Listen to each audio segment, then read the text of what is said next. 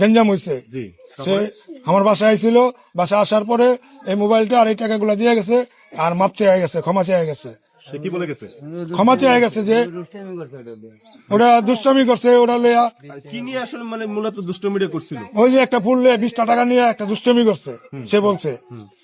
আজকে এসে কি কি দিল আপনাদের? এই যে এগুলো দিয়ে গেছে, কে দিছে মানে একটু বলেন যে লাকি আপা লাকি আপা দিয়ে গেছে এই মোবাইলটা আর এই 5,000 টাকা।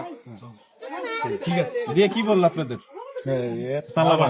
দেখেন আমগো দেশের হলুদ সাংবাদিকদের অবস্থা। এটা হচ্ছে যে সেই ভাইরাল রিয়ামনির বাপ, যে রিয়ামনির বাপ নিজের মুখে বলছে রেহানা রাখি আফু তাদের বাসায় গেছে এবং গিয়ে তাদের কাছে মাপ চাইছে এবং কিছু টাকা এবং একটা ফোন কিন্তু সেই ভাইরাল পথশিশু ফুল বিক্রেতা রিয়ামনিকে দিয়ে আসছে। তারপরও সাংবাদিকরা তাদের কথাকে ফেঁচাইতেছে এবং খুঁটাইয়া আরও কথা বের করার চেষ্টা করতেছে। এই হচ্ছে আমাদের সাংবাদিকদের অবস্থা।